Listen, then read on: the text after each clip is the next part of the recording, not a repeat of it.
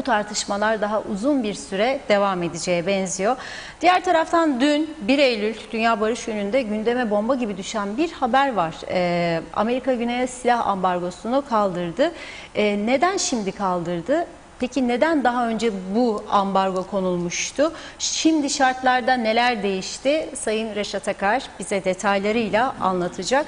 Bir diğer konumuz da devlet dairelerindeki bitmeyen sıkıntılar. Sizden gelen videolarla, mesajlarla paylaşacağız ve gündem özele başlıyoruz. Merhabalar Sayın Akar.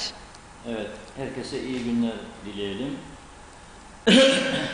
Ve inşallah daha az sıcak günler yaşayalım. Çünkü son 2-3 gündür gerçekten anormal bir sıcaklık var. Yarın da bildiğim kadarıyla 43 dereceye kadar çıkacak. Fakat enteresan bir durum. Girne'de bugün 31 derece. Lefkoşa'ya yaklaştığım zaman 39,5 derece. Demek ki aradaki sıcaklık farkı sahil kesimiyle iç kesim arasında çok artmış durumdadır. Çünkü Girne'de yaşayan adam bakıyor 31, Lefkoşa'da en fazla 33 diye düşünüyor ama öyle değil, 39,5. Geceleri de çok nemli ve sıkıcı bir hava var. Dün akşam Boğaziçi köyündeydik. Orada inanılmaz bir şey. İnsanlar böyle duştan çıkmış gibi, herkes üzerinden ter akıyor. Gerçekten çok çok sıcak bir gece geçirdik. Ve bu sıcak geceye damgasını vuran konu aslında iki konuydu. Birisi suydu, birisi de eğitimdi tabii ki. Yollar falan her zaman konuştuğumuz konular ama esas susuzluk bu sıcak havalarda. Adam diyor ki ben hayvanlarıma su içiremiyorum. Zorlanıyorum, gidip oradan buradan her gün bir miktar su alıp tankerlerle getirip onu içiriyorum ve maliyeti de 2500 lira civarında bir para. 2500 lirayı bir hayvancının bulup denkleştirip de ödemesi su için sadece. Çünkü bunun yemi vardır. Esas para yemdir. Hayvanların bakımıdır. Su da ihtiyaçtır ve şimdi yaz aylarında nasıl insanlar daha çok su tüketiyor, hayvanlar da daha çok su ihtiyacı var ve susuzluk kapıya geldi dayandı. İskele Belediye Başkanımız oradaydı. Hasan Sadıkoğlu Bey. Kendisine sorduk orada canlı yayında. Anamur suyu yani Geçikköy'den gelen su tamamen durduğunu söylüyor. O tamamen durduğu için de diyor 8 tane mevcut kuyumuzun 6 tanesi tam kapasite ile devrededir diyor. Buna rağmen günlük ihtiyacın o bölgenin ancak yarısı çıkıyor kuyudan. Bir de şu var. Kuyudaki su kaç gün gidecek? Onu kimse bilmiyor. Yani kuyudaki suyu ölçmek, dibinde ne kadar var, kaç gün gidecek bulmak mümkün değil. Sabahleyin bir muhtarımız söylemişti. Sabahleyin diyor gittim dokandım diyor motora. Çekmeye başladı. Biraz ondan sonra tık dedi durdu diyor. Motor bozuldu zannettik diyor. Baktık motor çalışıyor. Demek ki ne oluyor? Kuyudaki su bitiyor. Tık deyip duruyor. O anda imdat sesleri başlıyor. Susuzluk başlıyor. Şimdi diyor ki bu da belediye başkanı 6 kuyudan ikisi kaldı diyor. Devreye koyacağız diyor çünkü yetmiyor yani yarısı ihtiyacın ancak geliyor. Yarısı geldiği zaman ne olacak? İnsanlar mecburen su tasarrufuna gidecek. Su tasarrufu nasıl olur? Eğer bahçesi varsa kapının önündeki çiçekleri sulamayacak, kurutacak. Zaten hayatımız artık betonlaştı. Demek ki tamamen yeşil falan yok. Bir, bundan vazgeç. İki, araba yıkamayacak. Yani bu İngiltere'de de yaşayanlar bilir. Çok aşırı sıcak olduğunda ve susuzluk tehlikesi belirdiğinde insanlara derler ki bir, bahçe sulamayacaksınız. İki, araba yıkamayacaksınız. Ve ağır bir suçu var. Cezası var. Yani seni görürse, komşuyu ihbar ederse bak da bahçe suluyor ya da arabasını yıkıyor, belediye ekipleri gelir, cezası var onun. Yapamazsın. Demek ki bir, çiçekler sulanmayacak. İki, araba yıkanmayacak. Sonra nereye gelecek bu iş? Çamaşır yıkıyorsa kadın her gün mesela ne titizlik var bizde? Sabah giydik gömleği, akşam oldu mu çıkarıyoruz. Nereye? Çamaşırlığın içine. Niçin? Giydik bütün gün gömleği. Havada sıcak terliyoruz. Hele dışarıda çalışanlar, yani adam dışarıda bütün gün nasıl terliyor? Ben bugün gördüm, o tüfekçi grubunun çalışanlarından bir tanesi, herhalde işçi başıydı o. Adam çıkarmıştı oradan gömleği de, maşallah göbek de var bayağı. Çıplak vaziyette, pantolon üstü çıplak. Ne yapacak? Gömlek bakalım Ya. kaç defa ıslanıyor, kuruyor. Adam dedi ki hadi dedi gömleği atayım dedi. O adam yıkamazsa o gömleği ertesi gün nasıl giyecek? Ama öyle günler gelecek. Bir zaman Türkiye'de susuzluk olduğu dönem Ankara'da bir binaya girmiştim. Çıkarken dediler bana arka kapıdan çıkalım da, araba arka kapıdadır gittiğim evin sahipleri. Kapıcının önünden geçiyormuşum meğer. Yemin ederek söylüyorum, kapıcının ayakkabı ve çoraplar dışarıdaydı. Çoraplar bildiğin peksemet. Herhalde 365 gündür aynı çorabı giyiyor yıkanmadan. Öyle bir durumdaydı. Aman Allah'ım dedim. Ne yapsın adam? Yani devamlı deterjan alacak, su tüketecek. Ya. Susuzluk da vardı. Şimdi biz ne olacak acaba? Sabah giydiğimiz gömleği akşam yıkamak kolay olmayacak bu önümüzdeki günlerde. Çünkü evet, anamur suyunun gelmesi için Türkiye çalışıyor. Ekipler çalışıyor. Borular üretilmiş, yeni borular. Onun ama montajı var. Montaj kaç günde süre tamamlanacak? Bir de deneme günleri olacak. Ondan sonra gelmeye başlayacak. Umarım bir hafta 10 gün içinde bu işler biter ve gelir. Biz de bu arada suyun kıymetini anlamış oluruz ve Allah razı olsun, Türkiye'den bize bu suyu gönderdi de susuzluktan kurtulduk deriz. Çünkü su için savaşan ülkeler oldu geçmişte. Suriye ile Türkiye arasında geçmişte çok ciddi gerilimler yaşandı. Türkiye Vanayı kıstığında Suriye'ye kıyametler kopuyordu. Susuz kalıyorlardı. Su çok önemli bir olaydır, hayattır. Onun için su hayattır diye bir slogan var. Bu bölgelerimizde ciddi bir sıkıntı olduğunu gözlemliyorum. Ama çalışan ve üreten insanlar, suyun kıymetini bilenler geleceğe karşı kendilerini hazırlarlar. Kim gibi?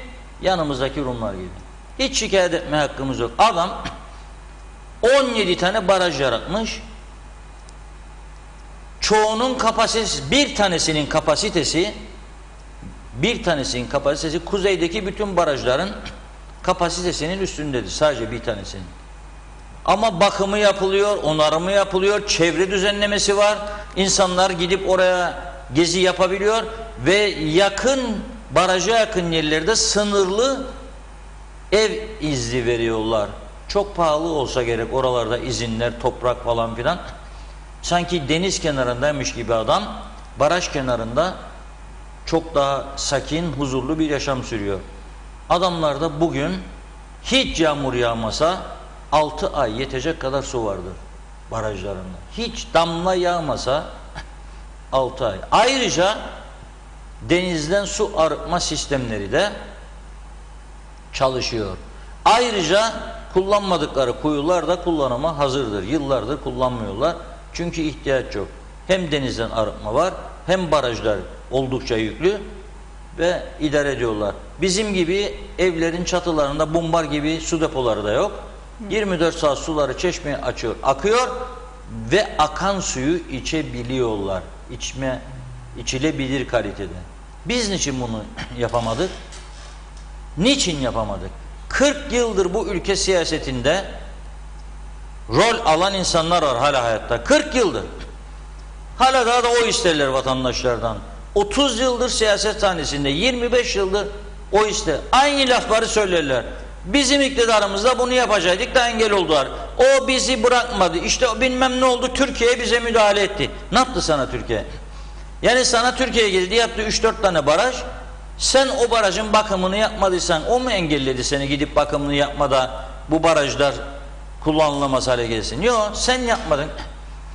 Sen su dairesinde 15 yılda emeklilik kanunu çıkardın. 10 yılda, sonra 15 yılda bütün deneyimli adamların emekli çıkacağını hiç düşünmedin mi o zaman? Emekli çıkanların sayısının arttığını gördüğünde düzeltme yoluna ne gitmedin? Sen de yıllar sonra değiştirdiler. Yıllar sonra, devlet çöktükten sonra Bütün deneyim su dairesinde baktı, bakanı değişti. Bakan olmayacak iş ister. Adam dedi ki bir dakika kardeşim dedi. Ben dedi şimdi emekli çıksam var ya 15 yıl çalıştım. 7 yılda mücahitlik var. Çarp 2 ile öyle hak verdiler kamuda çalışanlara. 1 yıl mücahitlik 2 yıl hizmet demekmiş. Etti 14 yıl. 15'te çalışmıştık 29 yıl üstünden. Adam dedi ki çalışmaya devam etsem bunun da altında maaş alacağım. Öyleyse çık emekli, kap ikramiyeyi, çekil bir köşeye, keyfine bak. Çıktı. Sonra ne oldu? Şimdi su dairesinde adam yokmuş, teknisyen 2 kişi varmış. Nasıl iş yapacak? Yapamaz. Karayolları aynı durum. 3 defadır söylüyorum, bugün 4. söyleyeceğim. Ciklos'ta bir kaza oldu. Şimdi oralara radarları diktiler. Daha çalışmazmış, berekat çalışsa ben de çok ceza ödeyeceğim. Çünkü 50'de gitmek zordur. 50 kilometrede zordur. 60 yapsınlar bari dedi. Yani yokuşu aldığın yer 50 olmaz. Neyse. Orada tam virajda, bak orada hız kısıtlaması şarttır. Adam basıyor gaza 80, 90, 100, 120. Gidiyor orta refüjdeki koruyucu bariyerleri vuruyor, devriliyor araba. Ya 2 haftayı geçti, devrilen bir arabanın cam parçaları kırık orada duruyor. O direkleri dikenler olsun gitti oraya. Görmedi, çevirip başını, görmüştür. Hiçbir şey olmasa ben olsam, yani eğer o direkleri oraya karayolları diktiyse karayolları, özel biri diktiyse özel şirket olsam, vallahi billahi arabanın içinden 2. gün süpürgeyi götürüp kovayı da götürüp endireceğim, süpüreceğim ya da bitsin bu iş. Yok. Biz tamamen bıraktık. Tamamen normal yaşamdan kopmuş bir hale geldik. Şimdi herkesten bağırmalar, çağırmalar, sızlamalar, bu daha başlangıçtır diyorum ben. Bu başlangıçtır. Madem ki bütün dünyayı vuran bir olay yaşıyoruz, pandemi, ve madem ki bu süreçte bile gerçekleri görmüyoruz, madem ki bu süreçte bile asgari müştereklerde birleşmesini bilmiyoruz, daha çekeceğimiz sıkıntılar vardır. Daha yolun başındayız diyorum ben. Başka ülkeler toparlandı, birbirleriyle kenetlendiler. Şimdi adam İngiltere'de gidin dedi, birer lokantadan yemek yiyin, yarı parasını ben vereceğim dedi. Bizim burada hep sana olacak.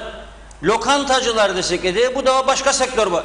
Bak gördün mü, ona ver de bana niçin vermez? Öyleyse benimle sattığım gömleğin yarı parasını devlet ödesin. Ona getirecekleri şey. Ama öyle değil. Öyle değil. Karşılıklı saygı, anlayış lazım. Eğer bir ülkede hizmet sektörü, eğer bir ülkede insanlar, özellikle İngiliz vatandaşları hayatlarının çok büyük bir kısmını lokantalarda, restoranlarda geçiriyorsa ve eğer o ülkede en yoğun iş sahası oysa oraya odaklanırsın. Hiç olmazsa o sektörü batırmamak için, canlı tutmak için bir şeyler yaparsın. Onu yaptı İngilizler de. Ama bizim burada yani baktığımda bir şey yok. Hala da insanlar 1500'leri, mesela bir muhtarımız konuştu dün gece. Beni dedi patronum 15 Mart'ta durdurdu. Haklı mıydı diyor, haklıydı çünkü kapattılar. İşlemeyen otelin diyor ben ne maaşını alacağım? Dedi ki bize diyor bakın maaşınızı ödüyorum 15'ine kadar. Kıdem tazminatınızı da ödüyorum. Çünkü ne zaman açılacak belli değil, açmayacak büyük bir ihtimalle dedi diyor. Haklıdır diyor adam. Biz de diyor pandemi süreciydi, bekledik, bitti. Gittik bakanlığa, dedi ki biz falan tarihten beri işsizlik kaydı yapmak istedik. Şimdi müsait değildir daire, başka zaman gelin de halledeceğiz. Başka zaman gittik diyor. Bize diyor dediler ki halledeceğiz ama falan tarihten itibaren. 1,5 ay sonra yattılar bizi. Peki diyor bu 1,5 aylık sürede bizim diyor yediğimiz içtiğimiz yok mu? Bizim diyor taksitlerimiz yok mu? Bizim emeklilik haklarımızdan 1,5 ay gidecek. Nasıl bize bir devlet sahip çıkması bu? Çünkü sen sosyal sigorta primlerini yatırdığın sürece devlet sana işsiz kaldığında işsizlik parası ödemekle mükelleftir. Ta ki bir iş bulasın. Bütün dünyada böyledir bu. Gelişmiş ülkelerde. Avrupa Birliği'nde hep böyle. İnsanlar yani derdini anlatacak makam bulamıyorlar. Buldukları zaman da en üstteki makam diyor nasıl olur? Bu dairedeki memur yanlış yaptı diyormuş bunlara. Bakan. Gidiyor o memura, memur diyor hayır ben yanlış yapmadım, o bilmiyor diyor. Ama netice itibariyle sorunlar çözülmüyor. sorunlar çözümsüz kalıyor. Bütün işler şu anda artık tamamen oluruna bırakılmış vaziyettedir. Freni patlamış araba yolda yokuş aşağı gidiyor. Ne zaman nereye vuracağı belli değil. Her gün bir tarafa vuracak. Sağa sola, sağa sola, sağa sola. Neticede bir yerde duracak. Kuzey Kıbrıs'ın durumu bugün için böyledir. Bak, bu seçim arifesi geldi diye ondan da çok şikayet var. Gittiğimiz bölgelerde birçok işçi aldılar. Kimisine göre 500, kimisine göre 370, kimisine göre 220. Bilemem, şeffaf olsunlar, açıklasınlar hangi dairelere, niçin aldıklarını o insanları. İhtiyaç var mıydı o dairelerde? Var mıydı? Açıklasınlar. BRT'nin 600 personeli varsa, Diyalog Medyanı'nda TV 2020'nin 18, düşünür bir adam. Der ki yeter be artık der. Dur der. Kime alayım? Eğer ihtiyaç varsa su dairesini alırsın. Karayollarını alırsın. Nereye alırsın? Para toplayan dairelere. Vergi dairesi para topluyor. Adamlar para ödemeye gidiyor, ödeyemiyor. Araç kayıp gidiyor, ödeyemiyor. Yığılma, yığılma, yığılma. Ve sağ olsun vatandaşlarımız da diyor ki bizim sesimiz TV 2020'dir. Umudumuz da odur. Hiç olmazsa onlar bu sorunları dile getirsinler de belki insanlar kurtulur diye. Bugün İskele bölgesinden Melek Kara Taygun isimli bir vatandaşımız orada gözlemlediklerini bir videoya kaydetmiş, bana göndermiş, teşekkür ediyorum. Lütfen diyor, ilgilenin ve görün diyor. Röportaj yapmış bir gazeteci gibi oradaki insanlarla. Gerçekten bunu yayınlamak istiyorum. Kendisinden izin aldım. Hep birlikte izleyelim ve görelim nasılmış devletlerimiz para toplayan daireler bunlar hem de. Ve vatandaş ne diyor bir görelim isterseniz, onu da sonra devam edelim. Evet, videomuz gelecek.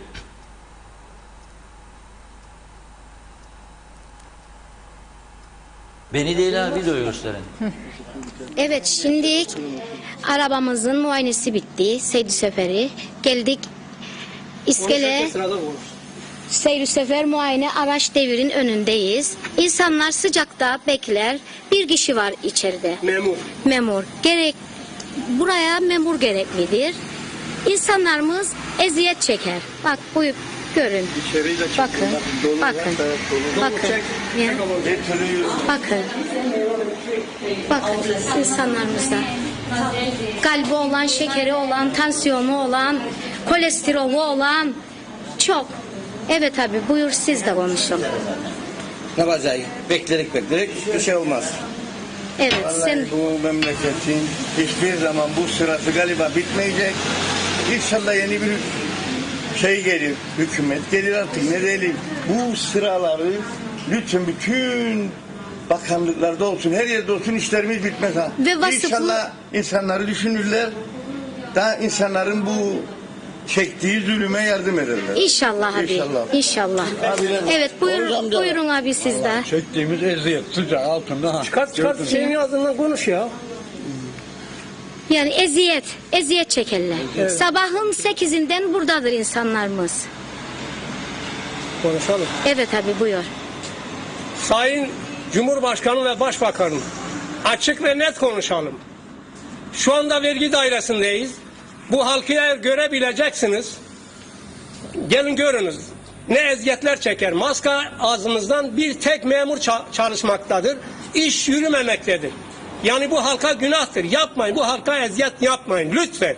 Yeter artık bu şey ver. Bu kadar işçi aldınız. İşçi nereye koydunuz? Lütfen. Memurunuz şeye gidecekse memur getirin yerini. Bu vergi dairesi. Bu para akıtma yeridir. Rica ediyoruz. Sizde temenniniz budur. Yapmayın bunu. Başka ne söyleyelim? Bu halkın şeyine bakın. Eziyet. Eziyete bakın. Teşekkürler abi. Çok Sen de teşekkürler. bir şeyler Ben söyle. hocam. Sen de söyle abi. Yerim yok. Söyle. Abi, işte böyle dediğimiz için abi Evet. böyle insanlarımız acı çeker, eziyet Öyle çeker. diyenlerin menfaati var. Ya. Hayırlı olsun. İnşallah seçim zamanı geldiğinde görüşeceğiz abi. Oldu. Teşekkürler. Çok sıcaklar. Teşekkürler. İnşallah sesimizi duyarlar. İnşallah duyacaklar. Duyar. Amin. İnşallah. Amin. Evet. Evet, görüntüleri izledik. Tabii cep telefonundan olduğu için bu şekilde ekranlara yansıdı. Çekilen sıkıntılar aynı ve benzer, farklı dairelerde de öyle değil mi? Evet, bu devletin araç kayıt herhalde İskele bölgesi, bir tane memur var diyor. Bir tane. Neden böyle diyorlar? Diyormuş içerideki bir kişiyim. Nasıl olur? Öteki arkadaş izde çıkıyormuş.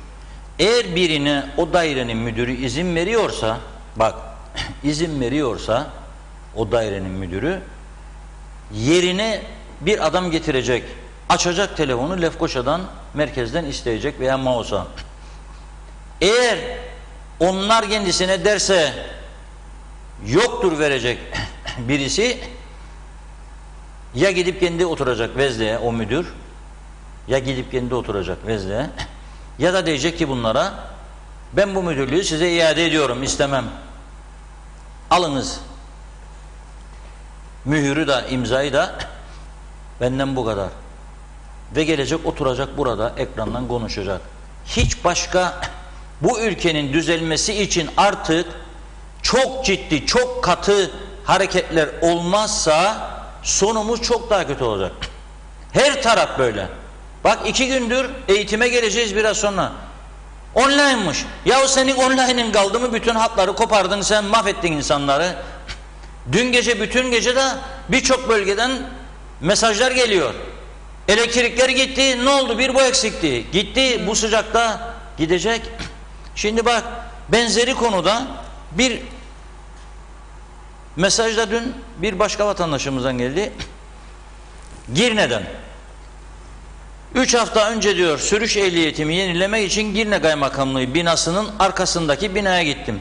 Bana bir numara verdiler. İçeriye tek tek alıyorlarmış. Camlı salonda beklemeye başladım. Dışarıda avluda 37 derece sıcak. Camlı bekleme salonda 45 derece sauna gibi. Tahammül edilmez bir hava. Ayakta beklerken diyor ter banyosu yaptım. İyidir, terlemek şeydir. Asitleri atıyor dışarı. Toksit asitleri. Saunaya gitmeye gerek yok. Bak adam sana orada bedava sauna hizmeti sunuyor. KKTC devleti. Tahammül edilmez bir hava. Ayakta beklerken ter banyosu yaptım. Nihayet 2 saat sonra sıram gelince içeri girebildim. 2 saat. Para vermeye gitti ha. Ehliyetini yenilecek ve KKTC devlete para verecek ki ödesin memurları, hem 13. maaşı hazırlasın. İçeride diyor baktım klimalar çalışıyor. Memurlar serin ve rahat bir ortama çalışıyor.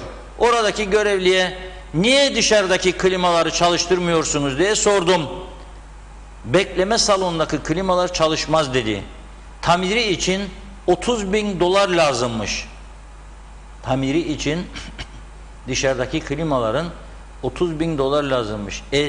Bu krizde deli mi adam da vatandaşı serin havada bekletecek diye 30.000 dolar harcasın? Ondan paraları alacak. Dediğim gibi ödemeleri yapacak. Siyasi partilerin aylıklarını ödeyecek, örtülü ödenekleri ödeyecek. Bu kadar eleştiriye rağmen durdurdum demeyecek ya. Bu kadar eleştiri var, halkta bu kadar infial var. İstemiyor veresin. Vereceğim diyor. Ben diyor yeni Brunei Cumhuriyetiyim. Oradaki sultanlıktı, bize cumhuriyeti. Yeni Brunei Cumhuriyetiyim. Orada petrol fışkırıyor diye dünyanın küçücük bir yeri, en zengin yeri. Arabalar altından kaplamadır. Gerçekten yani şakası yok. Altındır arabalar adamların kullandıkları. Hem öyle bir tane değil, Rolls Royce'lar falan hep altın kaplama, özel sipariş. Yani 100 milyon, 150 milyon dolarlardan bahsederek bir araba. Burada da altın kaplamaya az kaldı. Mercedes çok. Güzel arabalar var, bakan arabaları. Bütün o siyah Mercedes'ten gidiliyor, geliyor. Ama 30.000 dolar istermiş. Seni orada tedavi ediyor adam aslında. Klimalar yok. Saunaya gitmeyesin diye bakıyor, çoğumuzda kilo var. Kuzu eti, şeftalicik, şişçik yiyor geceleri. Der ki bu adam diyetisyene gidecek, para. Saunaya gidecek, para. Ben bunu burada bir güzel terbiye edeyim. Ne kilo ne bir şey, güzellik gelsin. Neyse diyor, forma ve fotoğrafı verdim. Ücreti aldılar. 2 hafta sonra gel demişler, ehliyetini al. 2 hafta sonra gittim diyor. ehliyetin hazır değil demişler. 2 hafta sonra hazır değil. Niçin? Diye sordum diyor. Hazırlayan memur ehliyeti hasta olmuş, işe gelmemiş. Aman inşallah korona değildir ha. Artmaya başladı, korkuyorum. Korona olmasın da diğer hastalıklar geçicidir, bir şey değil. Peki ne yapmam lazım dedim. Bozuk bir Türkçe ile diyor oradaki memur, ara sıra gelip soracaksın. Aferin. Her gün sabahleyin işe gitmeyi bırak. Sabahleyin git bir sor, olmazsa öğlen bir daha git sor. İkinci daha belki usanırlar da o zaman senin ehliyet çıkar. Neyse, bu sıcak havada ben diyor, bu ileri yaşımda, yaşlıymış da yazan bana, büyük geçmiş olsun. 2'de bir buraya gelip soramam. Size telefonumu vermiştim. Lütfen ehliyetim hazır olduğunda beni arar mısınız diye sordum. Kime söyleyeyim bunu? Bayan Margaret'e söylemen ya, İngiliz kültürü terbiyesi. Burada memurumuza söylüyorsun. Oradaki memur öyle bir uygulama yoktur demiş. İyi de bir de gırbaç çekmedi. Bu ne biçim hizmettir? Bir memur 2 haftadır hasta olup işe gelmeyince hizmetler duruyor. Bu dairenin başındakiler orada çalışanlardan birini ehliyet hazırlamaya kaydıramaz mı diyor. Başkaları var. Kaydır birini sen buradan buraya. O da olmaz. Camlı bekleme salonda 100 kişinin bayılma noktasına geldiği çok sıcak bir ortamda devlete para vermek için gelen vatandaşlara reva görülen bu işkenceye son verecek bir sorumlu yok mudur? Vardır tabii. Günü gelecek. 2 topuzdan biri yaptıracak. Birkaç ay sonra. Çok kalmadı. Yıl sonu belki Ocak, Şubat az kaldı. Evet, durum böyle. Evet. Devlet dairelerinde videoyu gösterdik, iskeleyi. Girneyi de okudum. Lefkoşa'dan da bir şeyler gelirse yarın da onları konuşuruz bu konularda. Hepsini yayınlarız. Biraz mesajlara bakalım isterseniz. Tabii. Gürkan Bengü Giritli iyi yayınlar dilemiş. Hasan Coşkun iyi yayınlar diliyor. Manolya Hasan Şahin kolay gelsin demiş. Gürkan Bengü Giritli Amerika 33 yıllık silah ambargosunu güneye neden şimdi kaldırdı diye sormuş. Bunları konuşacağız. Kaan Ceylan iyi yayınlar, iyi söyleşiler. Gürkan Bengü Giritli dün akşam muhteşemdi diyor. Ali Koçak abi iyi yayınlar, Girne'den selamlar demiş. Kaan Ceylan sıcakta dışarıda çalışanların Allah yardımcısı olsun. Bu sıcakta zor diyor. İsmail Kerçin iyi yayınlar dilerim. İyi günler, sıcaklar bunalttı bizleri, işimiz zor diyor. Doğan Falyalı şimdiye kadar dünyada oluşan bu yanlışlar hep güçlü ülkelerin doymak bilmez istekleri sebep oldu. Zaten Birleşmiş Milletler'de iş yapamaz. 5 daimi ülke vetosu en büyük engeldir. Adil davranmazlar diyor.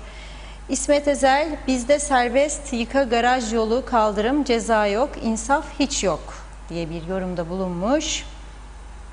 Ayşe Güner Mertcan lütfen evlerdeki yüzme havuzlarından da söz ediniz. Londra'dan Güner Bey. Keriman Denizoğlu villalardaki havuzlar ne olacak demiş. Kaan Ceylan şunu merak ediyorum. Kuzey Kıbrıs deniz suyunu arıtma tesisi yok mu? Bunu dünyada İsrail yaptığını biliyorum. Yazdığım Avşa Adası'nda böyle tesis var. Biz o şekilde kullanıyoruz. Türkiye'den de böyle bir tesis için destek istenilse olmaz mı diye sormuş. Manolya Hasan Şahin, devrimci geçinen bir öğretmen var. Suyunu da istemem, memurunu da seni de istemem diyordu. İlk önce onun suyunu kesin ki bir bebek ana sütünden kesildiğinde ne olur o bebeğin hali? Belki anlar ana vatanın ne demek olduğunu diye yazmış. İsmet Ezel, bu montajı gidip görelim denizden havadan diyor. Evet, Erbil Dilaver paniğe gerek yok 2 haftaya akmaya başlayacak diyor su için. Doğan Falyalı adamlar bir dönüm bahçe sularlar belediyenin haberi bile yok demiş. İbrahim Yalçın da denizden çekip arıtılıyor diyor. Evet, Sonsuzluk Hasan Nidanur yardım talebinde bulunmuş, durumunun kötü olduğunu söylüyor. Nikos Bülent Antonio, Sayın Akar iyi yayınlar. Amerika bunlara ambargoyu dolaylı olarak kaldırmış. Dünden beri bazı durumlar geri kapalı. Ben öyle bir konuşurlar ki aklın durur demiş. Türkiye'yi silah alıp yerle bir edeceklermiş. Söylemeyle olmaz, yapın da görelim. Kısaca Rumlar yine horozlanmaya başladılar. Onlar ki Rumlarla beraber yaşamak isterler, dinlesinler Rumların fikirlerini demiş. İbrahim Yalçın da Pile'de 24 saat su akar, içilebilir de diyor.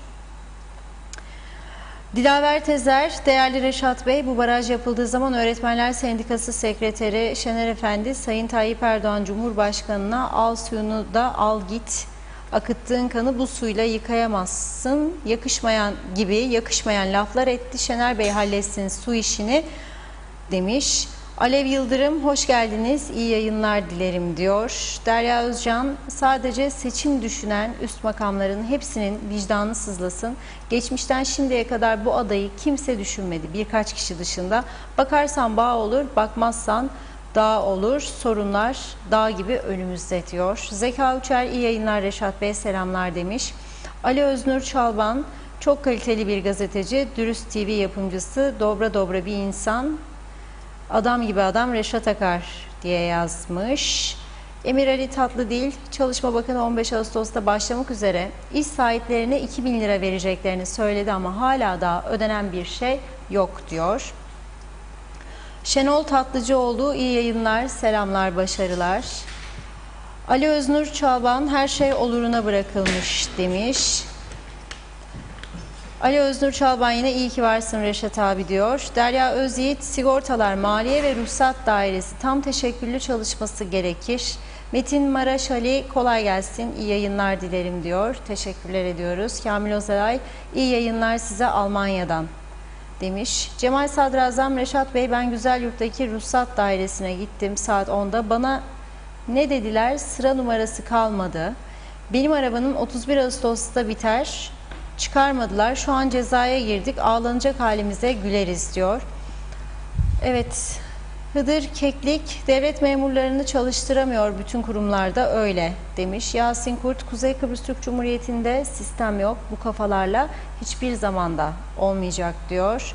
Amber Evren, ihtiyaç yok Reşat abi. Okkalı seçim yatırımı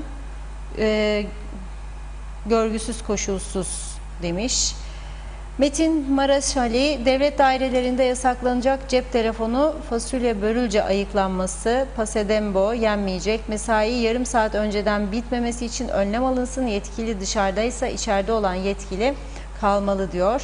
Süleyman Özüfuklar, kamuda personel eksikliği bence yoktur. Kucak kucağa istihdam ettikleri memuru ihtiyaç eksikliği olan yerlere kaydırsınlar. Tabii tecrübe, bilgi tartışılır ve torpille girdikleri için de mümkün değil. Tabii ki bu kriz döneminde istihdam %100 hatalı, hiç onaylamıyorum. Tek ihtiyaç sağlık alanında olmalı diyor. Dilaver Tezer, bu hükümete boykot yapacaksın ve para ödemeye gitmeyeceksin. Bunlara bütün herkes boykot etmek lazım demiş. Evet, Caner Karatay, iyi yayınlar. İngiltere'den gelen Kıbrıslı Türkler otelde mi, evde mi, kaç gün karantinada kalacaklar diye sormuş. Müslümcan da soruyor, Reşat Bey hep eleştiri, hiç iyi bir şey yok mu? Evet, böyle mesajlar geliyor ama maalesef. İyi söyleyeceğim bir şey yok mu? Biraz önce söyledim. Devletimiz bizlere bedava sauna imkanı sunuyor. Bütün dairelerde 45 derece sıcak altında beklediyor 2 saat 3 saat. Aşırı kilolar orada eriyor, yavaş yavaş gidiyor. Gece yediğimiz şeftalilerin, şişlerin yağları akıp gidiyor. Diyetisyen parasından kurtarıyor, bizi sauna parasından kurtarıyor. Yüzme havuzları çok önemlidir. Cesurca çıkacak, değecek diyebilir mi? Şimdi seçim var. Yüzme havuzlarına su durduruyorum 3 aylığına. Bunu söyleyecek cesur bir hükümet çıkar mı? Çıkamaz. Çünkü hepsinin de şu anda mevcutların ya kendilerinin, ya yakınlarının, ya kardeşlerinin, ya arkadaşlarının yüzme havuzu, villaları var. Delimin ya diyecek, bu sıcakta biz bu kadar para verdik bu eve de sen parayı vermiş olabilin. Parayı vermiş olabilirsin. Adam da 30 milyonu çanta aldı ambarına. Satışlar iyiydi. 1 milyon turist gelirdi. 750-800 bin Türk. Çok meraklı takma markalara. Fiyatlar da uygun. 30 milyonu çalta kaldı ambarda. O da verdi parayı. Kim bilirdi ki pandemi olacak da batacak? Bizim de böyle, kim bilirdi ki su boruları kopacak da 6 Ocak'tan beri susuz kalacak da kimse de umursamayacak. Kimse de bu süre içerisinde o kaçırdıkları denizden su arıdan şirket, evet sordu bir izleyicimiz, Vardı, evet. Adını da söyleyeyim. İsrail Tahal şirketi vardı. Türkiye'de de çok sayıda denizden su arıtma projesini yürüttü bu Tahal şirketi. İsrail bu konuda dünya birincisidir. Getirdiler, Bafra'da ilk otel açılacağında su ihtiyacı vardı. Önemli bir yatırımıydı Kaya Artemis. Kurdular oraya, Bafra'ya. Otelin ihtiyacının dışında olanları da köylere de oradan veriyorlardı. Sonra duyduğum kadarıyla son yıllarda bu şirkete parasını ödememeye başladılar. 1, 2, 3 ne yapacak? İsrail şirketi karartıcı mahkemesi ona yardımcı olmaz herhalde. uyardı olmadı, bıraktığı gibi gitti şirket diye duydum. Şu anda da bir arıtma yok ama Rumlarda bak, tekrar söylüyorum, 6 ay yetecek kadar suları olduğu halde denizden arıtmaya devam ediyorlar. Ha, bizim bu siyasetçilerimiz okumuyorlar, araştırmıyorlar. Çoğu, hepsi için söylemiyorum. Bugün bir tanesine tanık oldum yani. Ne bu uçaklar diyor kumarhanelere diyor turist taşısın diye mi diyor? Senin maaşını o kazinolu otelleridir ödeyen bir parti başkanı, milletvekili. Bunu da konuşalım artık. Alternatif yaratacaksın, onu istemiyorsan. Önceden para toplayacaksın bir yerlerden. Bak, adam kazinolara döndü. Rum 50 sene sonra 600 milyon euroluk yatırım Limassol'da bütün hızıyla devam eder. Geliyor 2021'de Limassol'a adam. Şimdilik de 5 tane şube açtı geçici. Başka ne yapıyor? Pasaport satıyor. Avrupa Birliği arıyor, uyaranlara bakıyorlar. Kimdir? Hemen onlarda mekanizmalar çalışıyor. Devletin ilgili kurumları var. Onlar çalışıyor. O pasaport işine karşı çıkan AB milletvekillerini gidiyorlar, alıyorlar ablukaya. Kıbrıs'a davet ediyorlar. En lüks otellerde altına araba, güzel bayan, yelen erkeğiyse yemeler, içmeler, hediyeler veriliyor. Şaraplar, maratlar, Kıbrıs şarabı, şusu busu, lokumu mokumu, pastellisi yollar düzeliyor. Bizim kimseyle temasımız yok. Bir tane dostumuz yabancı milletvekili yok. Bir tane yabancı iş adamıyla ilişkimiz yok. Türkiye'den gelen iş adamlarıyla bile doğru dürüst temasımız yok. Tanımıyoruz, bilmiyoruz, öğrenmiyoruz. Öğrenmeden de konuşuyoruz. Ve siyaset yapıyoruz böyle. Ve 300 bin kişi de dinliyor bunları. Sanki bu ülkeyi kurtaracaklar. Yalan dolan. Yalan dolan doğrudan. Sen bu su borusu koptuğu gün arkadaş mecburdun. Ne olur ne olmaz diye o şirketi kaçırmayıp veya kaçtıysa da özür dileyip parasını ödeyip getirip buraya 2-3 tane kullanmak. Ha, Mausa Belediyesi'nin varmış. Tamamlayayım yani. Tamamında bu konuyu araştırmamış insan değiliz. Araştırdık. Mausa Belediyesi'nin var. Fakat ne diyor belediye başkanı? Biz diyor Türkiye'den gelen suyu diyor 2.30'a alıyoruz. Ve bazı belediyelerimiz isyan etti diyor. Olmaz, vallahi de olmaz. Kabul etmeyik. Bu bilmem Türkiye'nin burayı eline geçirmesidir. Asimilasyondur, bilmem nedir. Tamam. O zaman sen bul suyunu. Kaç paraymış? Kaç paraymış? 1 dolar bilmem kaç sent. Mausa Belediyesi'ne maliyeti 1 dolar bilmem kaç sent. 10 Türk lirasına 9-9,5 liraya gelir verdiği hesap. Bir ton suyun. 2.30 da Türkiye'nin geldiği su. Büyük fark var. Büyük fark var. Kaça satacaksın ya insanlara sen bu maliyete çıkardığında suyu? Otur düşün. 2.30 bize gazlıktır dediniz hepsiniz. Bu 2.30'un içinde yatırım masrafı da var. Yani o da çıkacak. Onun maliyetini de karşılayacak. Ama Kıbrıs'a da bir hizmet olsun diye bunu en düşük seviyeden tutmuşlar. Denizden arıtacaksan 1 dolar bilemedin ne kadar pazarlık yapsan ton başı 1 dolar da 7,5 liradır bugün. Ödeyeceksin 7,5 lirayı. Belediye bunun 2.30'a aldığını Lefkoşa Belediyesi ve birçok belediye 7 lira 8 lira satıyor vatandaşa. Nasıl hesaplıyorlar biliyor musun? Kaç tane personel var? Böl personel maaşlarını, böl öteki harcamaları, sosyal sigorta, vergi, böl bayram harçlığı, cenaze masrafı, doğum parası hepsi de üzerine bir maliye çıkarıyorlar. Korkunç, ödeyebilirsen. Ama Lefkoşa Belediyesi'nde 100 kişi çalışsaydı ya 150 kişi 800 yerine o zaman bu 2.30'a aldığını 3.30'a da satabilirdi, 4'e de satabilirdi. Ne yapıyor? Kendileri istihdam ediyor. Bugünkü etti demiyorum. Gelmiş geçmişler. Ediyorlar. Sanki babalarının cebinden ödüyormuş gibi. bunların paralarını. Ondan sonra dönüyor ödeyebilmek için bunu halka kazdık üstüne kazdık. Elektrikte de aynıdır durum, suda da aynıdır durum. Fakat gelelim biz uyanmadık, fark etmedik. Uyanmak istemedik. Hepimiz de bir yerden bağladılar bir şeylere.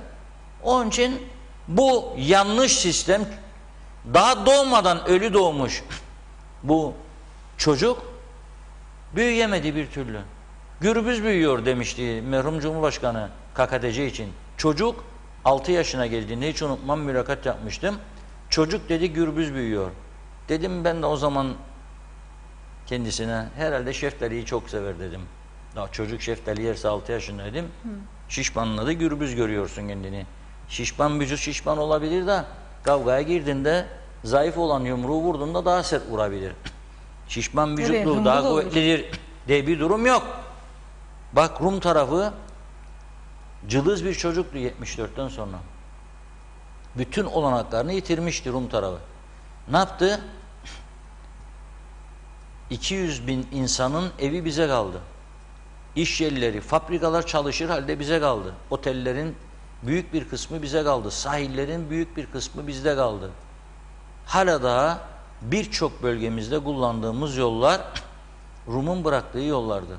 Bazı yerlerde toprağla beraber oldu, artık kağıt oldu, asfalt, ama yenileyemedik. Çünkü sadece dağıtarak seçim kazanmak, yani siyaset yapabilecek kapasitede olan, devlet yönetebilecek kapasite olan değil, olmayanların kazanabilmesi için sadece dağıtma, olmayanı dağıtma, eldekini tüketmeyle geçti bu kadar sene.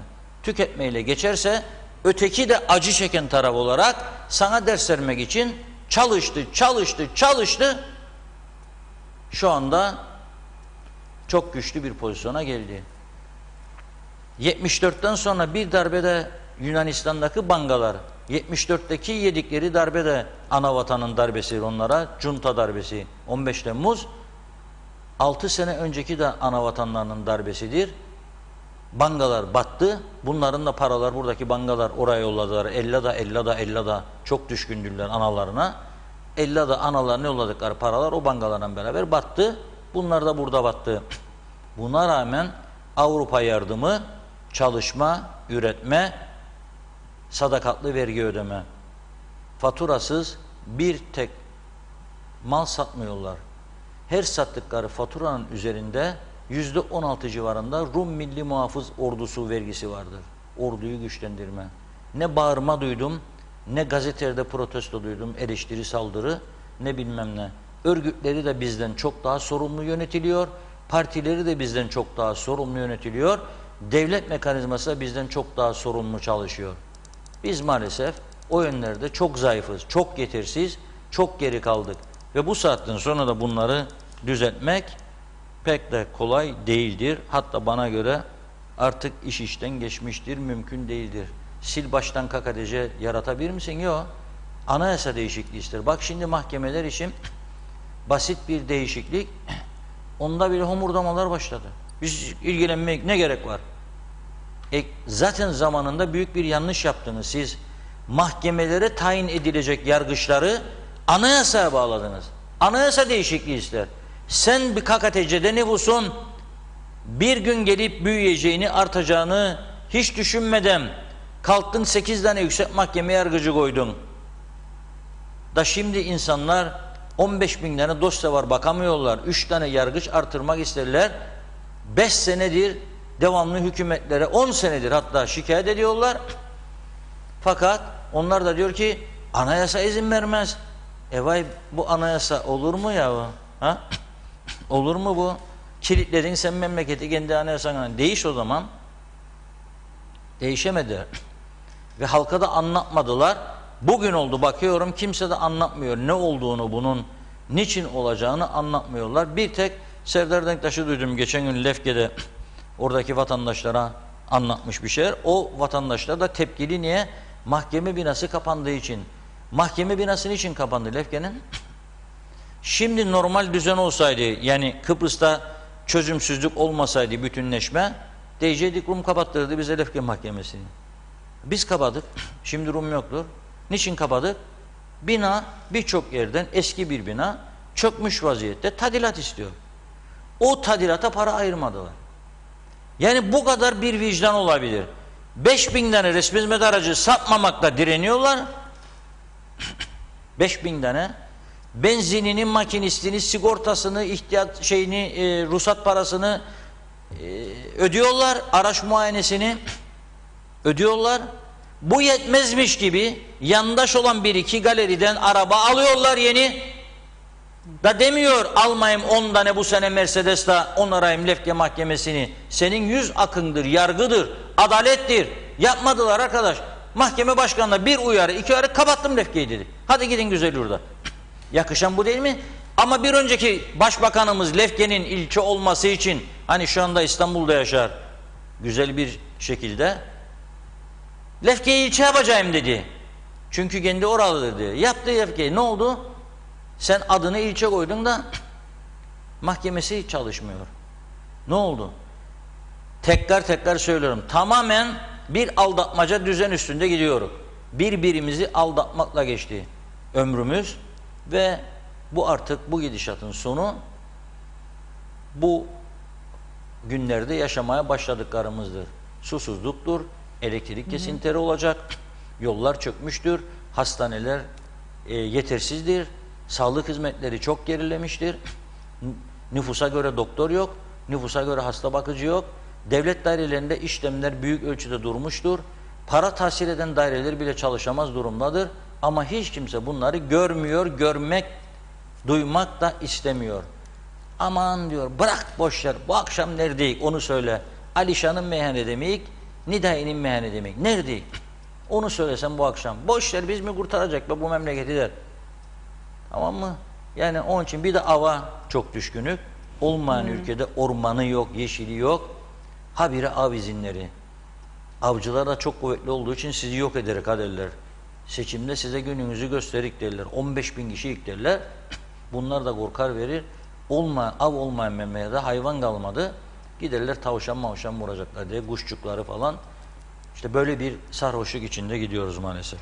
Evet, biz görüntüleri paylaştık İskele'den. İsmini vermek istemeyen bir izleyicimiz de diyalog sayfasına yollamış bu mesajı Mausa'dan. Bugün ben de diyor Mausa vergi dairesine gittim ve gerçekten manzaradan utandım. Ehliyet bölümü sırası yaklaşık 60 kişi, muayene bölümü 70 civarı kişi bu sıcakta bekliyor. En ilginci de bu kadar insan beklerken içeride işlem yapan 3 memurun ikisi gayet relaks olarak dışarıya sigara ve kahve molasına çıkması. Ne kadar doğru siz yorumlayın, iyi yayınlar dilemiş.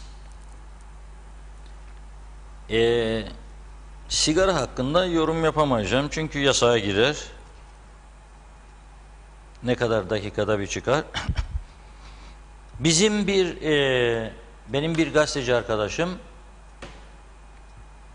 daha önceki medya kuruluşunda ben şeye çok titizim. Çalışma koşullarına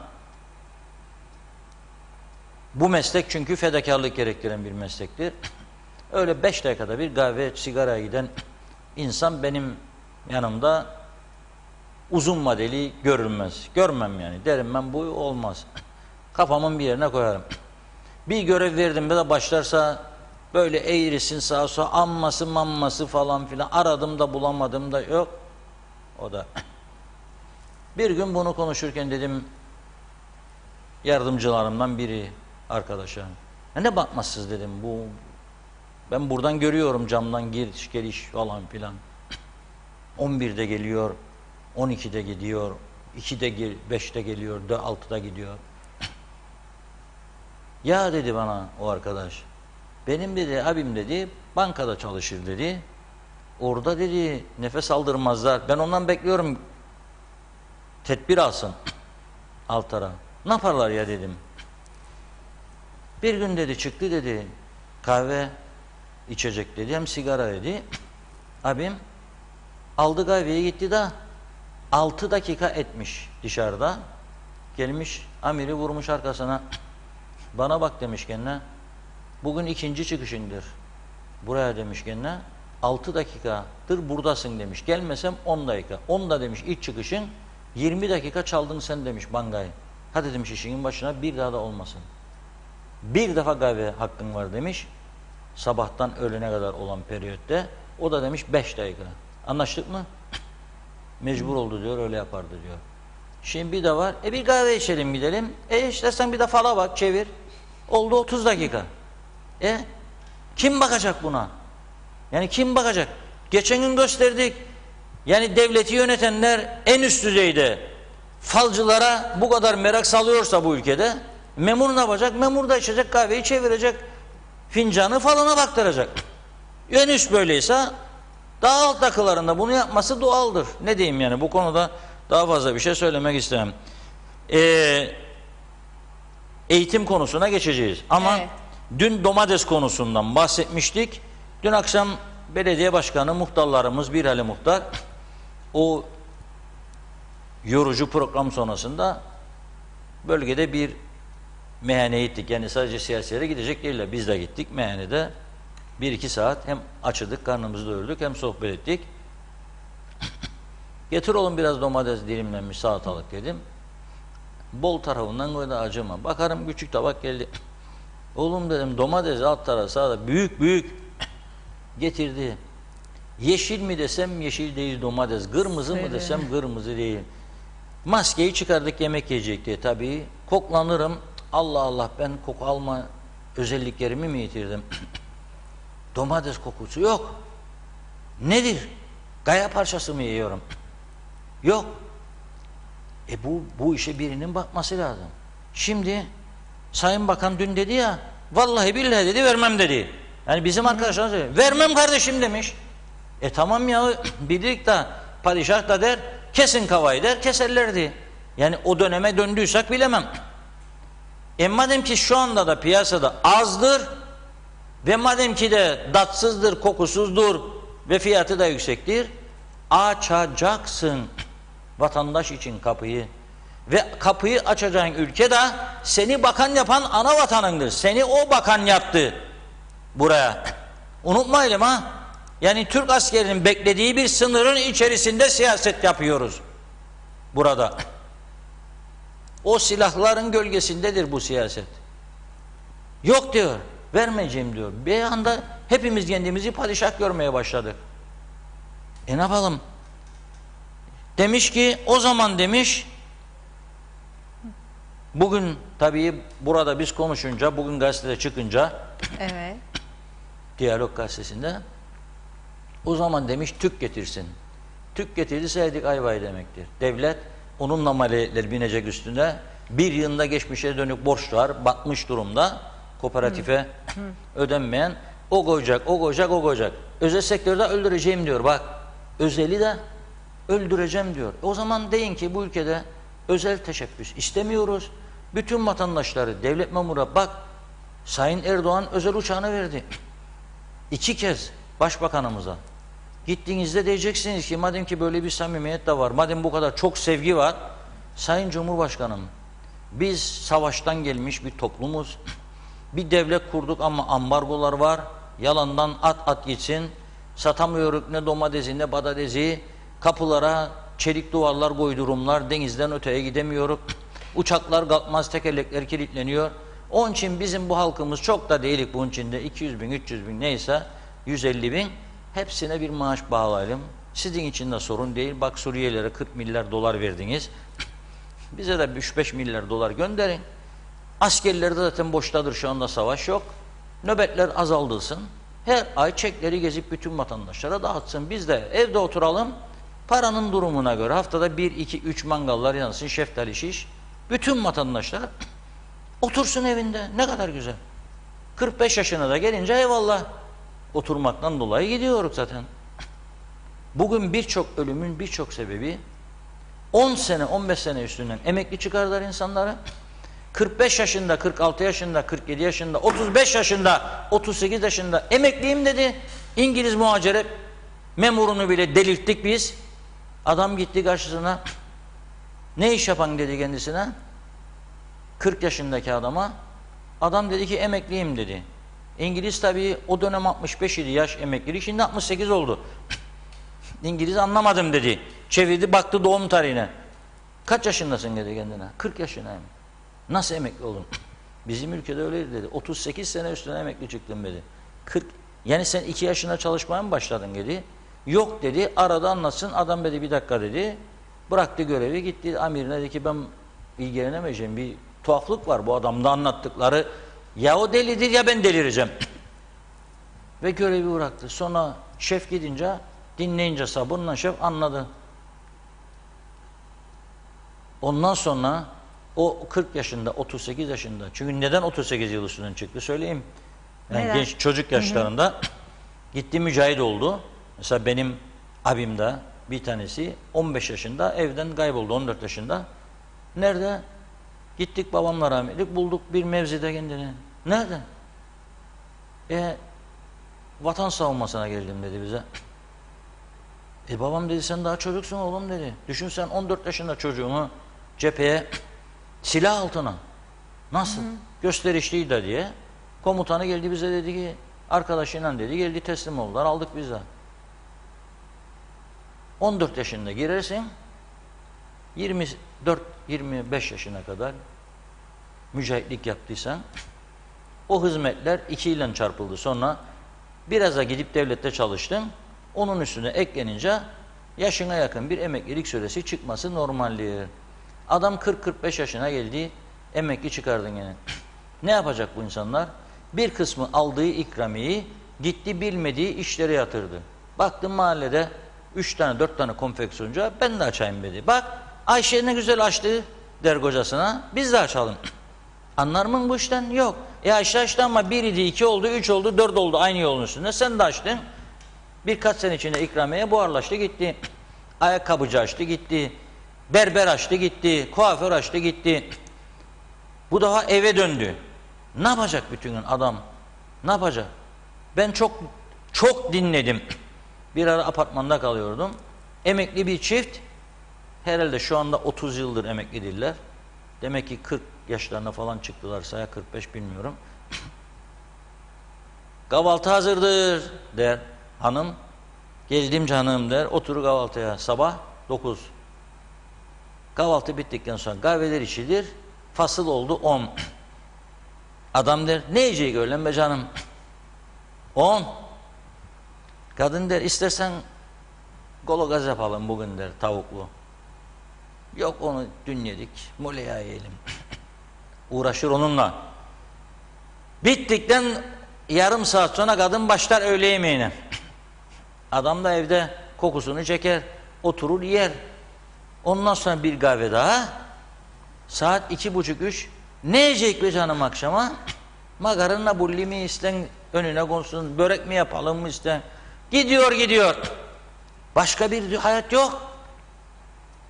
Ne oldu? Bu da evde oturmanın fark edemediğimiz stresi insanları yıprattı. Ve sonra da ilerleyen dönemlerde devalüasyonlar falan, çocuklar büyüdü, para ister, emekli aileye yetmez oldu. Onun yarattığı stres, işte gelelim birçok insan kanserdir, kalptir. Bir de bu bahsettiğim zepselerde, meyvelerde anormal ilaç. Geçen hafta muhtarımızın Akçay köyünde bana sepette pekmez verdi. Ben de bayıldım. Başladım her gün bir kaşık yiyeyim. Ondan evvel de aldım birkaç daha pekmez. Derler ki faydası vardır. Ben de biliyorum, çok okudum. Güzel faydaları var. Fakat dün akşam gittiğimiz köydeki adamın biri der, bizim der bütün harnup ağaçlarını fareler yedi. Bu kadar diyor. Görsen diyor ağaçların üstünde. Takır takır yer. Aklıma bir an için haruk toplama mevsimi geliyor. Birkaç gün sonra anons yaptılar. Dedim Allah, şimdi bu harnupların yarısını fareler yediyse de geri kalan yarısı gidiyor. Bekmez olsun. Ne yapacak? Koronadan korkarken şimdi fare korkusu almaya başladı bizi. Farenin de zararları çok. Ne olacak? Bütün Kıbrıs fare istilasında. Ama baksan belediyelere, isim vermeyeceğim çünkü gücenirler. Birçoğu saray yaptı. Yahu Amerika Birleşik Devletleri Başkanı'nın böyle makam odaları yoktur. Biri de demedi bunlara durun ne yapıyorsunuz? Kaynağımızı ayırdık derler. Bütçeyi yaptık, ayırdık. Onu ayırdın ama bak bugün farelerle savaşamıyorsun. Fareler nereden arttı? Sinekler nereden artıyor? Pislik, bakımsızlık. Kim bunlara bir şey diyecek? Kimse dur demedi. O yüzden de şimdi başladık. Domates yersek ilaç, marulu yersek ilaç, maydanozu yersek ilaç, harnubu yersek fare, eriği yersek fare. Ne olacak bu iş? Hayvanı eti yersek Brusella, salmonella, tavuğu yersek başka şey söyleniyor. Nasıl bir düzen yarattık kendi kendimize? Cennetin içinde, Afrodit'in aşk adasında inanılmaz bir betonlaşma hayatı, inanılmaz bir çağ dışılık. Bu nasıl bir düzen, nasıl bir hayat? Hani ben anlamakta zorlanıyorum. Ya da ben başka dünyalarda geziyorum. O da olabilir. Yok, biz de anlamıyoruz Reşat Bey. Mesajlarla biraz bakalım mı? Bakalım. Evet, Ali Öznur Çalban, biz de yatalım Arasta'da battık abi battık demiş.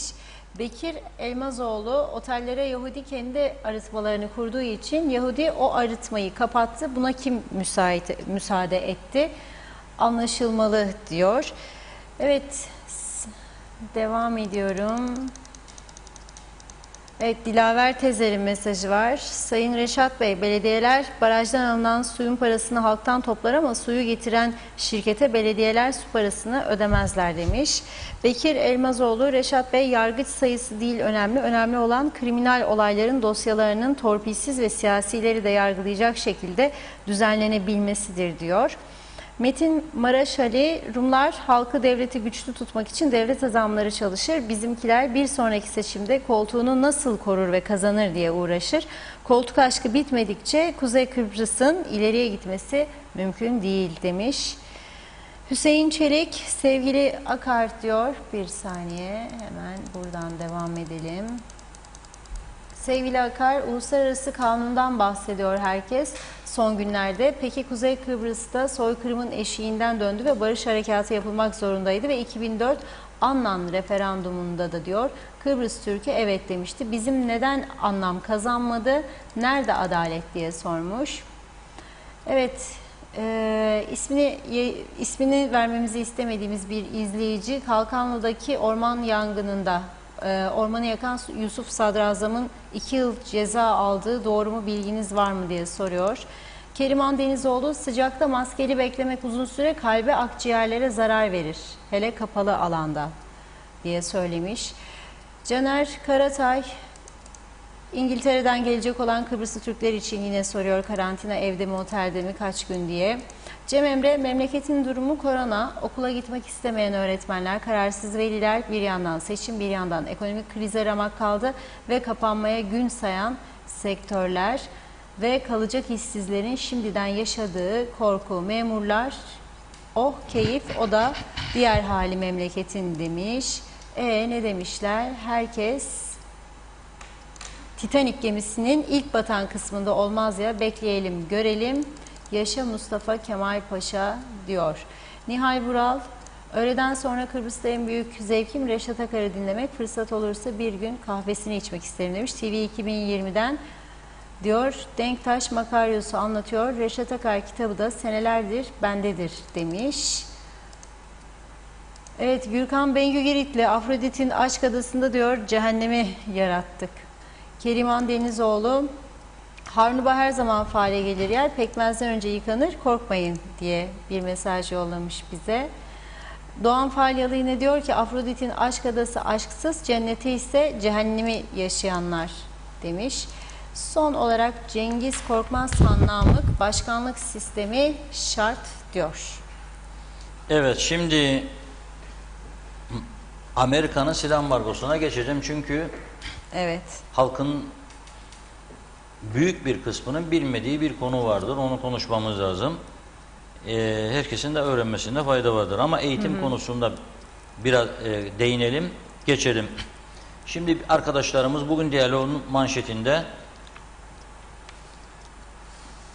küçük ilkokul çocuklarının fotoğrafları vardır. Onların seslerini bulabilirlerse dünkü röportajlardan bir kısaca verelim. ne diyorlar bu çocuklar, surlar içinde oturanlar?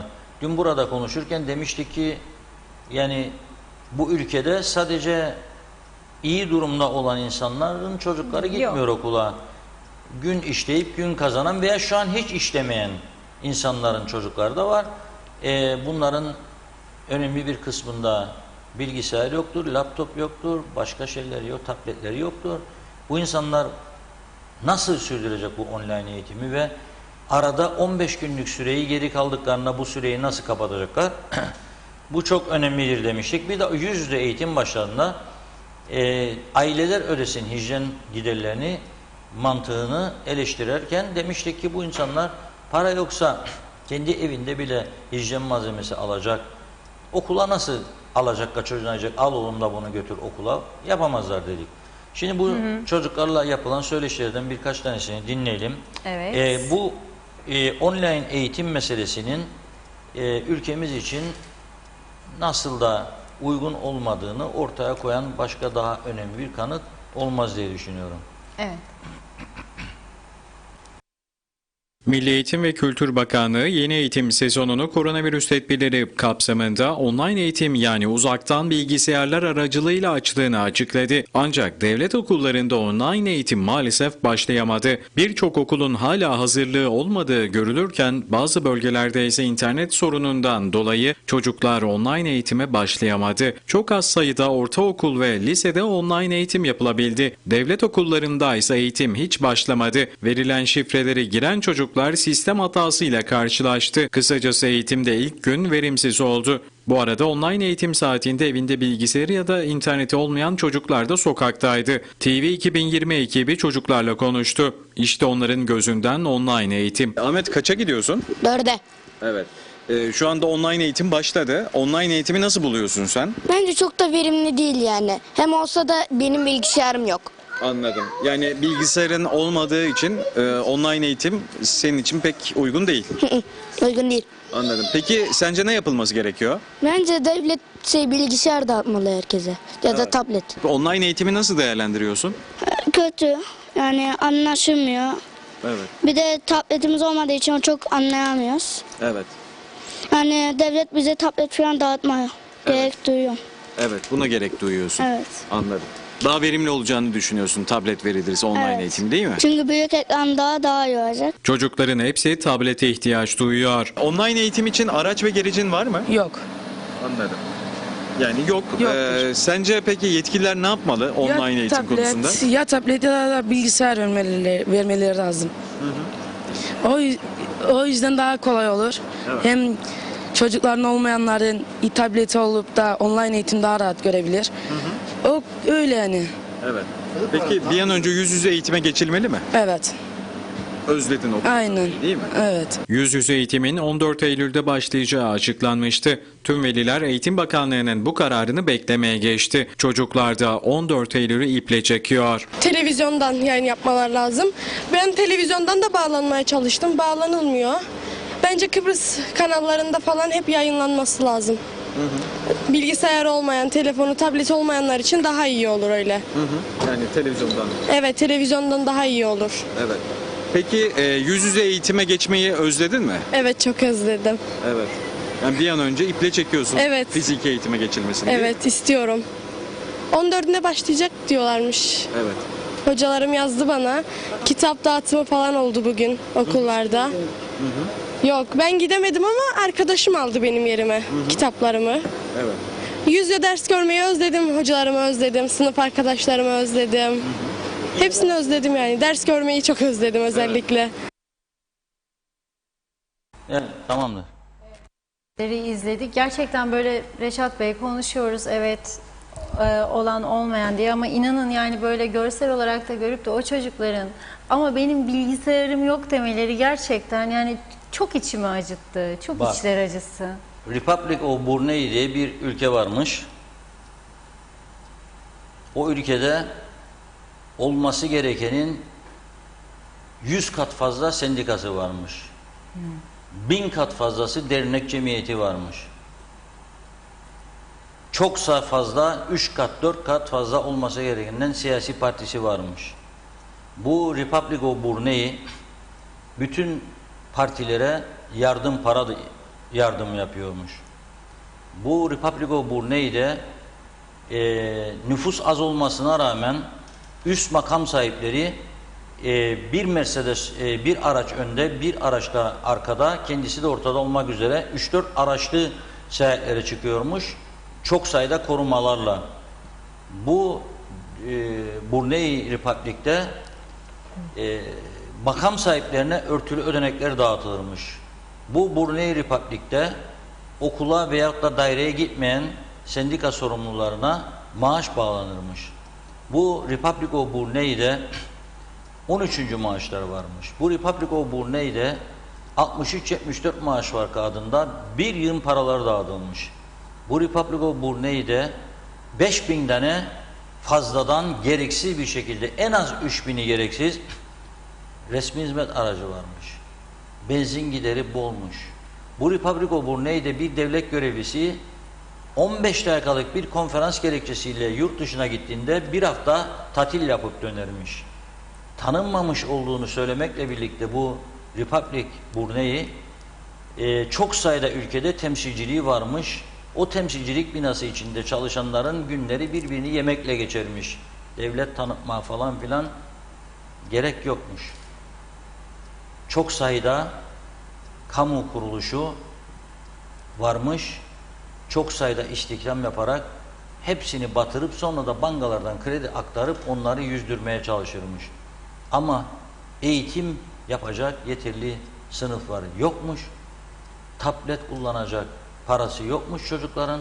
Bilgisayarı yokmuş. Sen onlara online eğitim yaptırıyormuş.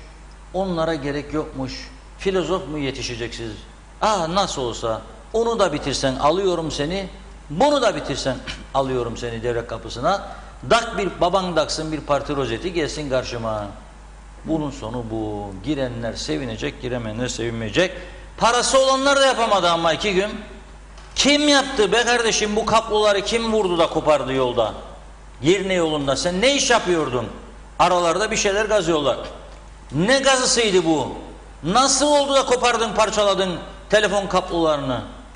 Kim hesaba çekildi? Hiçbir açıklama görmedim. Kim tutuklandı polis tarafından? Kim sorguya götürüldü? Ne yapalım abi bilmezlik bastık gitti kapıları vurduk dozerin kepresiyle budur. Cevap. Parası olan da yapamadı. Bak ne diyor çok hoşuma giden bir şarkı sözü diyeceğim ben buna şiir dersem olmayacak.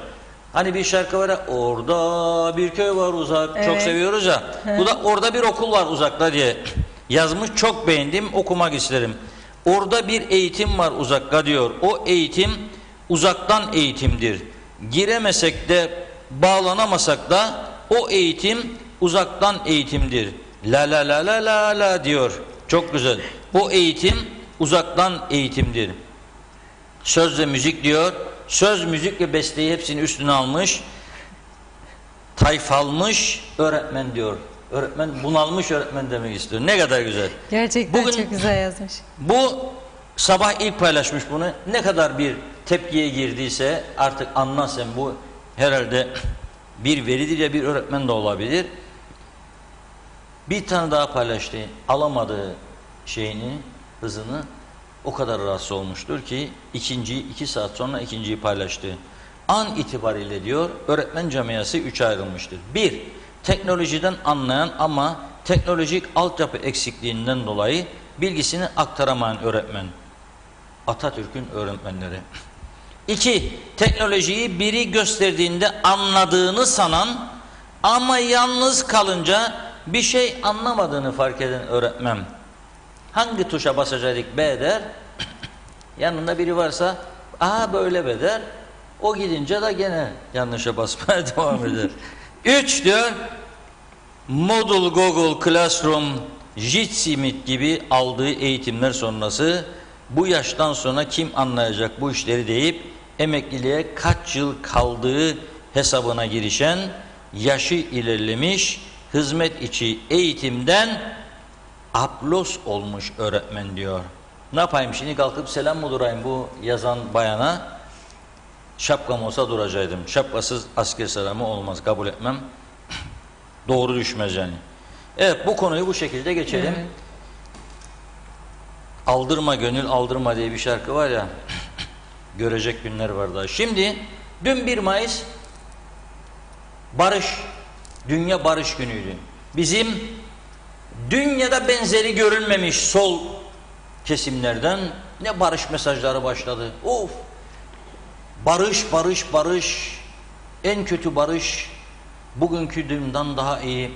Şu barış, bu barış ülkemizde, dünyada falan. Dünyayı da yöneten bir Amerika Birleşik Devletleri var.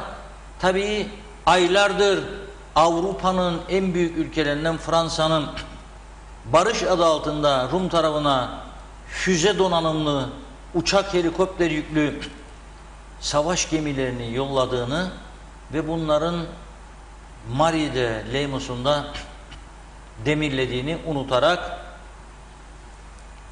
geçtiğimiz hafta içerisinde Fransa, İtalya, Yunanistan ve Güney Kıbrıs'ın katılımıyla savaş uçaklarının ve harp gemilerinin katılımıyla 4 gün süreli tatbikat gerçekleştirildiğini unutarak önce 4 sonra 6 daha Yunan savaş uçağının F-16'sının bizim radarları da sıyırarak kimse görmeden adaya geldiğini ve başımızın üstünde tatbikatları yaptığını unutarak, bunların niçin yaptığını hiç sorgulamayarak bir de baktık, tam da bize bir büyük mesaj verdi Amerika Birleşik Devletleri.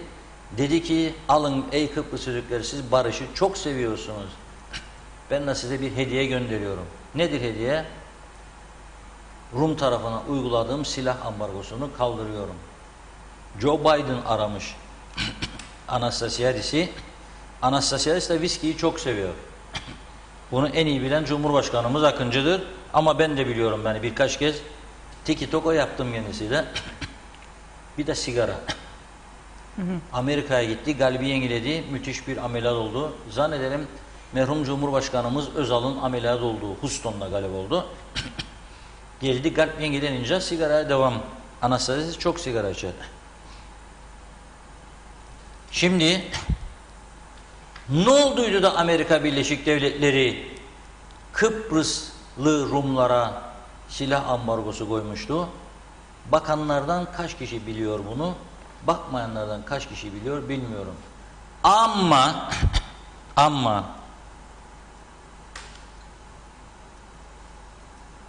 İngilizce metni bulayım. 19 Ağustos, yani bugün 2 Eylül'dür. 19 Ağustos tarihli Diyalog gazetesini alan okuyan varsa ve iyice okuyan varsa onlar bilecek. Tam sayfa bir haber yayınlamıştı Diyalog gazetesi. Ve sanki de bu ambargonun kalkacağını Rumlara bilerek bunu yayınlamıştı. Oradan okumak mümkündür tam metnini. Çünkü 4 sene önceki Amerikan Büyükelçisi'nin de bir konuşması var olay üzerine. Şimdi birinci barış harekatı, ikinci barış harekatı oldu. Tam o sıcak günlerde 19 Ağustos 1974 tarihinde Güney Kıbrıs'taki EOKB terör örgütü o dönemin Amerikan Büyükelçisi Roger Davis'i Büyükelçilik binasının önünde silahla tarayıp öldürmüştü. Aynı zamanda elçilik görevlisi Antoniette Varnara'yı da o silahlı saldırıda öldürmüşlerdi. Büyük bir cinayet söz konusuydu. Amerika ile Güney Kıbrıs arasındaki ilişkiler gerildi. Dönemin Amerikan Büyükelçisi uçağa bindi, Büyükelçinin kızıyla, ailesiyle birlikte cenazeyi aldılar, götürdüler. O görüntüleri de buldum ben ama yayınlamıyorum. Çünkü bu program Facebook, YouTube'dan da izleniyor. Associated Press ajansına aittir görüntüler. Telif hakkı vardır. Onlardan izin almadan yayınlamamız halinde 2 hafta süreyle Facebook bağlantımızı, YouTube bağlantımızı kesiyorlar. Evet. O yüzden görüntüleri veremiyorum. Ama olay budur. Amerika Birleşik Devletleri o tarihten sonra Rumlara silah ambargosu koydu. Şimdi soruyorum Joe Biden'a ve bu kararı alan Amerikalılara, aslında bizi yönetenlerin sorması lazım. Ne değişti ki Güney Kıbrıs'ta bu ambargoyu kaldırdınız? Büyükelçinizi öldüren EOKB terör örgütüydü.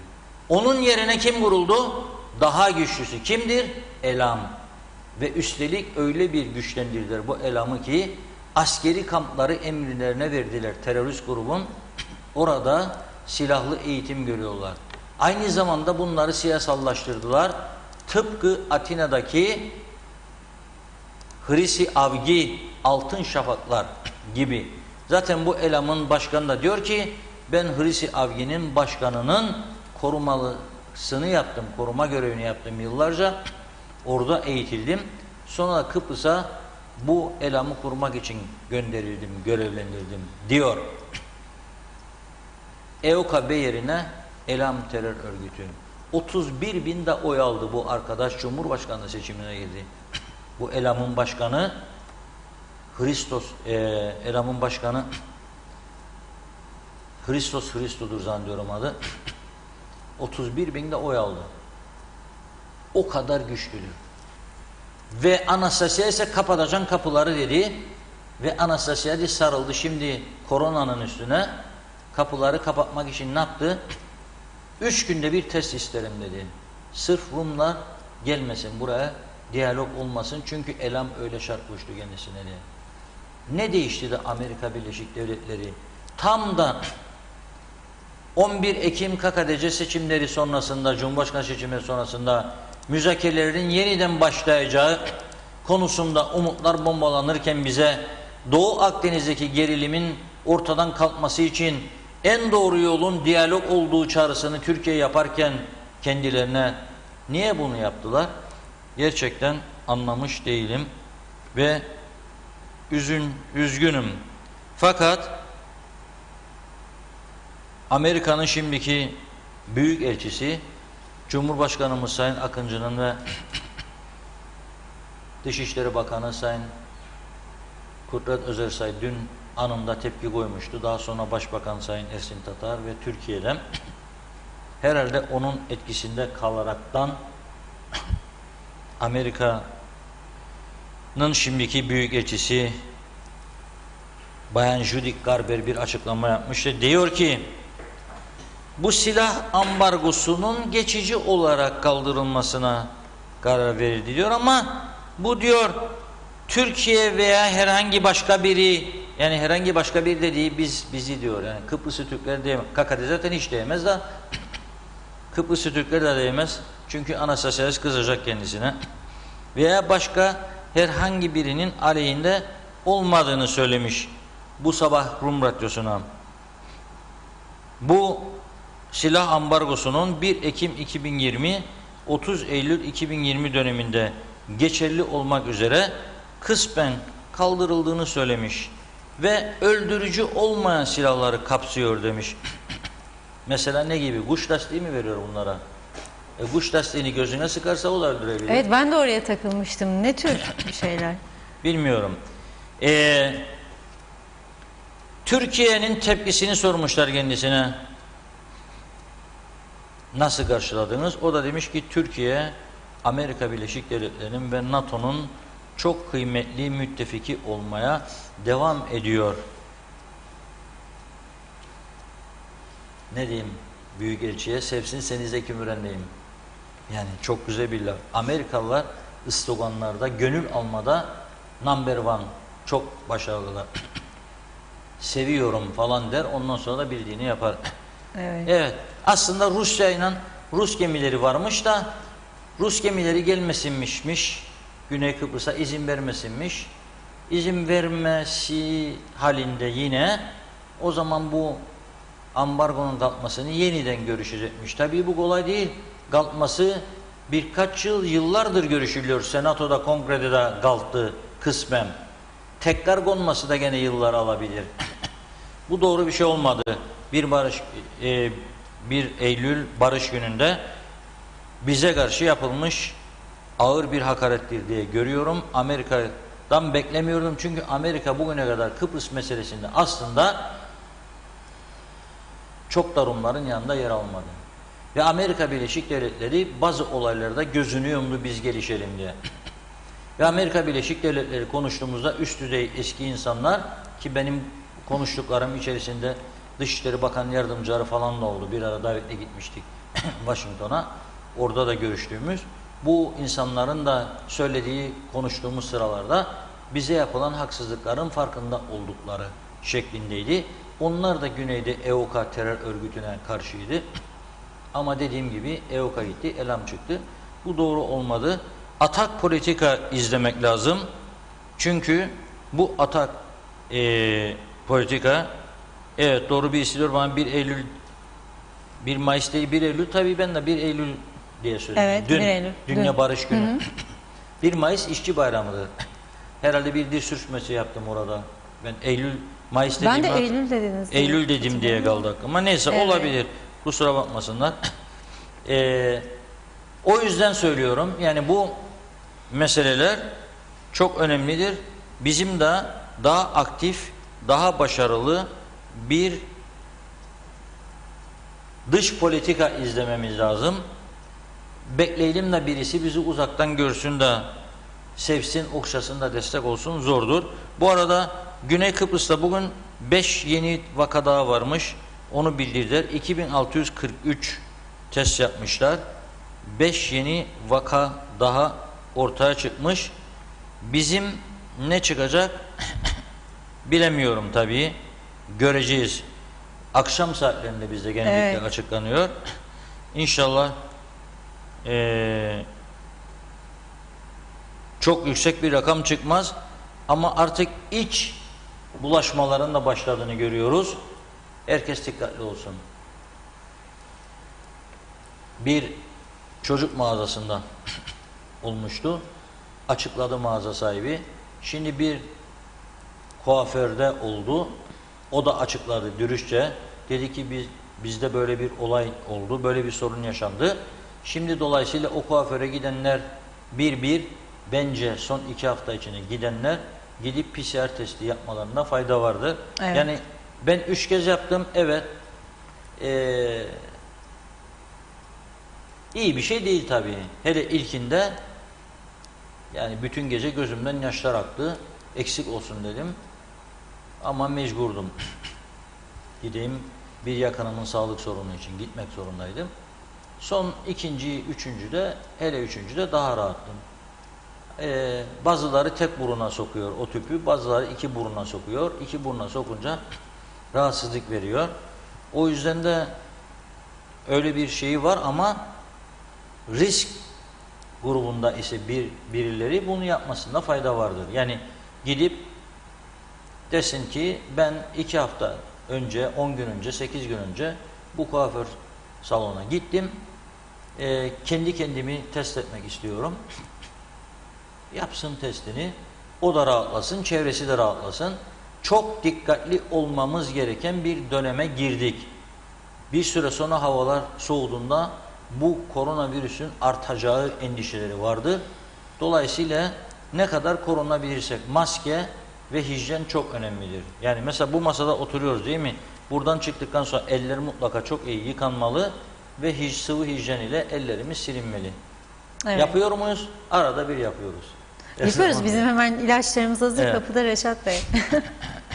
Biz burada tamamız. Evet, programın süresini açtık. Son sözlerinizi alalım, kapatalım Reşat. Ya bugün bu kadarla toparlamak istiyorum. Yarın da devam edeceğiz gibi zaten bu konulara. Bu konular zaten eğitim konusu önümüzdeki günlerin en yoğun konusu olacaktır. Evet. Çünkü daha üniversitelerle ilgili bir karar çıkmadı. Nasıl gelecek bu öğrenciler bilen var mı? Yoktur. Ben bugün bir yazı yazdım. Yüzerek mi gelecekler diye sordum. Üniversiteler sevindi. Üniversitelerle bağlantılı çalışanlar sevindi. Öğretmenler sevindi.